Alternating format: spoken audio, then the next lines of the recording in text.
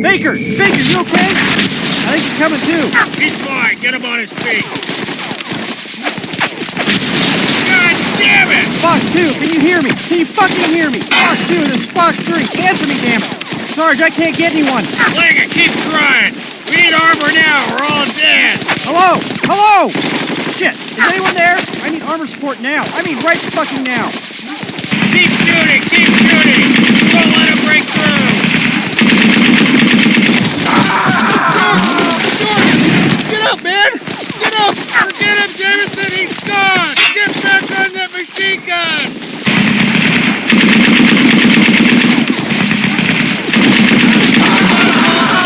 He's firing! Come on, man, don't die. Hang in there. Liggett, where's that goddamn armor? He's gonna die. He needs help. We're all gonna die if you don't get on that fucking radio! No! God damn it!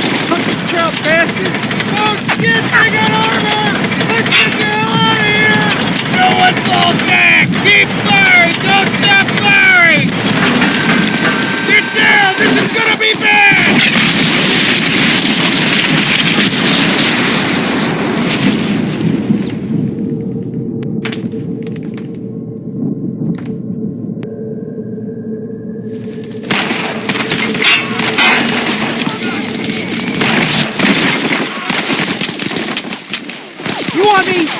You want me? Take me! Fucking take me! Take me!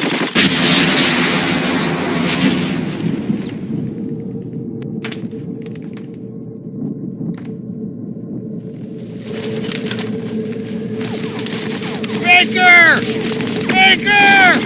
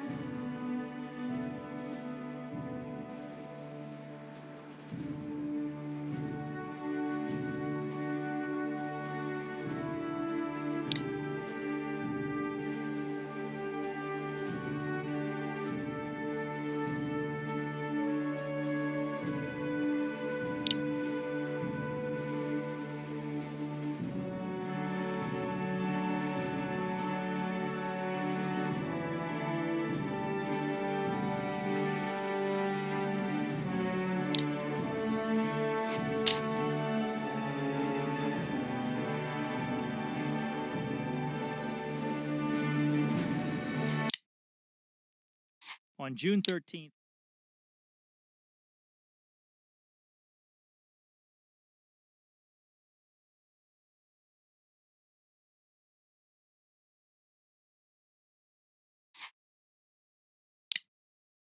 to defend Karen,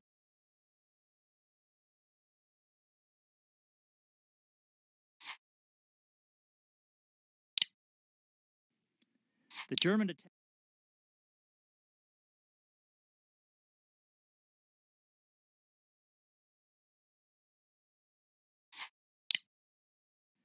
The 2nd Battalion, 500.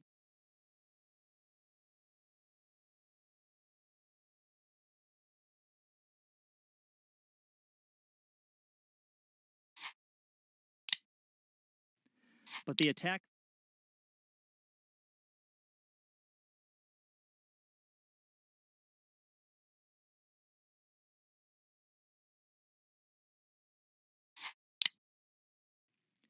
At 10th.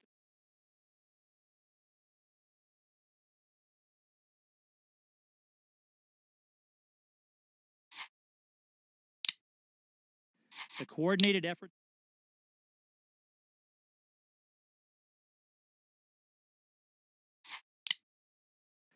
This moment is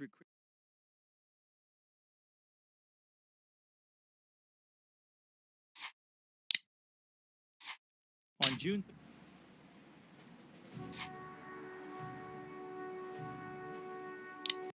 My name is Randy Pitchford. I'm the president of Gearbox Software and director of Brothers in Arms. I'm Mike Newman. I'm the writer on Brothers in Arms. So we're going to show you a deleted scene. This is from a scene called 9 Days Earlier. It was Chapter 2 in the game, and we cut it a few months before the end of production for a lot of different reasons, which we'll talk about. This was actually a really rough cut for me because I actually envisioned this really awesome little scene where he'd introduce all the characters, but we ran into innumerable problems while trying to get this in pacing and acting and just a bunch of stuff. The guy up on the cot there, that's George Risner. He's actually the tank commander that you link up with at Veerville, and there's a backstory between him and Baker, and we do a lot of exposition with the backstory of him and Baker and some other things that we ended up cutting a lot of that exposition and a lot of that backstory out of the game. A lot of it involved just Baker and Risner being kind of like high school friends and chums, and involving Baker's dad dying and leaving this one relic to him, this pistol that Risner somehow got. The objective was that this pistol would kind of pass around to people, and it's like the death pistol, they die. So it starts out with Risner having it before he eats it at Dead Man's Corner. Yeah, everyone in an earlier version of the game, everyone who got this pistol would die, but it was really a symbol of this relationship between Baker and his father, and it helped Baker understand the transition between a soldier's initial duty to his country and really what he arcs to, which is about the brotherhood between soldiers and the commitment to the man next to him. When Baker's father left, Baker as a child didn't understand that commitment. What I mean is, you'll notice one of the problems we walked into right here is that we've been standing in this tent for about a minute and a half and nothing's actually happened yet. The player just bought this game, he really wants to do something, and no, wait, you gotta watch this guy hold a pistol in front of you. Can't fire it, just look at it. It didn't work right. Yeah, we found that players really were interested in less about our characters at this point and more in understanding what the game's going to be. So you already went through the first few missions of the game, and you remember what that's like. Imagine if this sequence and what you're about to see was in there as well before you got to play the action sequences. We're passing the 2-minute mark, and maybe we're going to be let out of the tent here. No, Mac's going to talk to me. Not quite out yet. Baker, get outside. This is more like, this was totally unneeded. Mac basically like, all right, Baker, we're going to win, and just a little too much hooah here, I think. We had a lot of hooah in the game that you know, we felt important about at the beginning because, you know, these soldiers we always felt were better than us. It's actually Musa on the left there. He was a character. He was supposed to be the 13th of the squad and die on the plane, and this was going to be his introduction. Well, now he's pretty much not in the game because this was cut. So there he is. There's Musa, the 13th squad member. Name, soldier? Oh, this was actually really interesting and another sad cut, but we got a voice actor and tried to get him to imitate Eisenhower, a very famous photograph from World War II. Eisenhower sounded way too much like Paul Harvey, and this just did not work. Yeah, imagine, you know, Hartsock's responding. He says, "Are you scared, son?" And Hartsock says, "No, sir." Look at me, son. It actually happened. There's a famous photograph of him at Greenham Common and a lot of stories about that, and we wanted to recreate it. This is also kind of painful. Little Zanovich and Obi here. They didn't get a whole lot in the end of the game, and this was their little interchange about what are the odds we're going to die, and I thought it was pretty funny. But knowing what you know now about what happens to Obreski in the church tower, it makes this more interesting. But, you know, it's all exposition again, and we're not playing yet. Yeah. So we're just walking around looking at guys and hearing them talk to each other. This is another good one, a little tidbit for everybody playing. Hartsock does have a daughter, so this is what this little interchange is about. He's scared he's never going to see his daughter again. There's also a way to throw off the player and make everybody think he was going to die, but that was Cole in the tent there. There's a little Easter egg. There's McCreary right there. Guy looks like he's 14. Another little Easter egg. Here's Johnny Rivas. You might remember him from the Penny Arcade stuff. He's the one that drew all that, so there you go. Rivas, you probably also watched Die Very Quickly in Purple Heart Lane. He went out with honor. I don't know why I laugh at that. It's so weird, you know, to tell these characters that we care about, and you know, these guys died like the real soldiers did in a lot of cases, horrifically. And somehow there's still humor in this grisly outcomes. Speaking of humor, this is actually one of the best scenes in the sequence. My favorite in the sequence, definitely. It's Alan describing how he got VD from a waitress broad downtown in England. So he's a little mad, we'll say.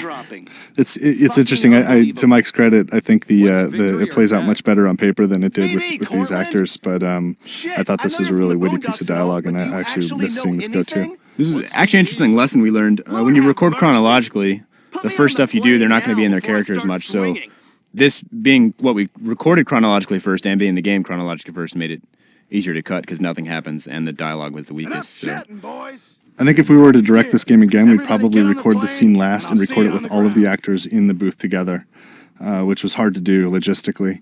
Anyway, this is the deleted scene 9 days earlier. Hope you enjoyed it.